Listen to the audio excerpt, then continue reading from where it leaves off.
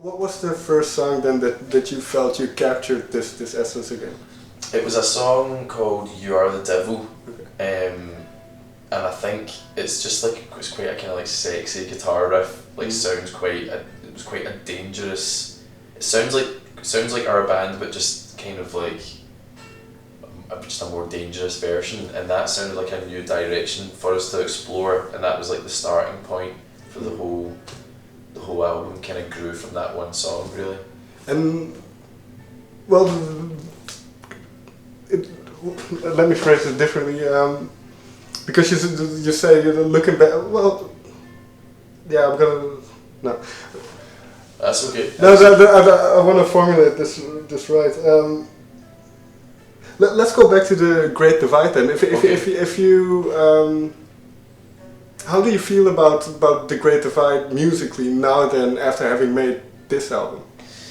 I feel like, yeah, the word Ross used like is like accomplished, like it's very grand sounding, and the reason why I love it still, in a perverse way, I love it. It sounds very dreamy, like dreamlike, and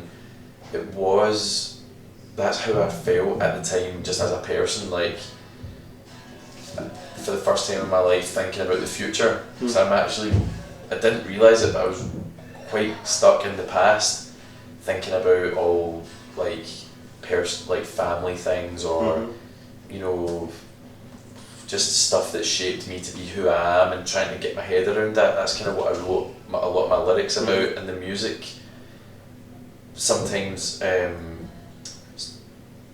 would work with my singing and my ideas, because we would just jam ideas together because they sounded confused, and I was quite a confused person probably.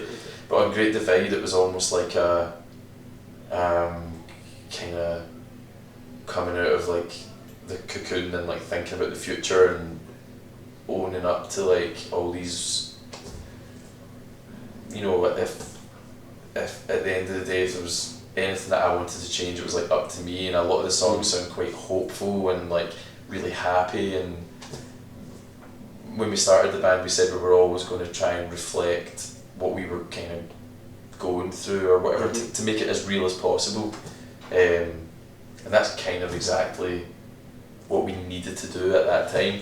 And it's now that we've got new music to play, when we play Great Divide as an older album, like the music, it sounds so like delicate. You know what I mean? Even like the heavier rock songs, like the way that all the harmonies of, say, my guitar parts and Barry, our lead guitar player, the way they work together, and say like even if it's a heavy kind of like drum and bass rhythmical thing that's going on, the way that it all sort of interlaces is quite delicate, and it's, I don't know, it's quite interesting how we managed to make it all feel that way, quite childlike and stuff. It's interesting. And in that sense, then, it's the sound that you went for on GLA. Is that then a reaction to that? Yeah, it is. It's not trying to like turn the ship back round or something and go in an opposite direction. It was more once we've as people, like once we've done something, we were like, right, cool, let's try something else. And we realised by spending a bit more time at home and just kind of like not really being like teenagers anymore, we're like nearer 30 than we are 20, so we're like classified real men. And once we kind of accepted that, we realised we'd never really represented like where we were from, and we'd always kind of realised, especially if you're from a city like Glasgow, that's quite, like I was saying, quite bold, and the people are quite loud, and like the world over kind of infamous for being like drinkers and like not scared to like get into an argument and stuff like that. We never really represented that in our music, because we'd always been dreaming about going somewhere else and seeing the world or escaping in music. So we made all the music sound quite airy and delicate and stuff, and even when it was loud and rock. So yeah, we just wanted to and that's where that song "You Are the Devil" kind of became important, because that was the first time it was evil sounding. Like it had a darker, like a depth to it that was quite dumb and like clunky, and sounded like it came from an industrial city that has like dark corners and stuff to it, and that's kind of who we are. That's kind of who we are as people as well. Like on the surface, really friendly, but all like a lot of kind of different layers and quite complicated people. So that excited us to try see if we could do an album that represented that. So would you say that in terms of the lyrics, then, that it is also a little bit darker?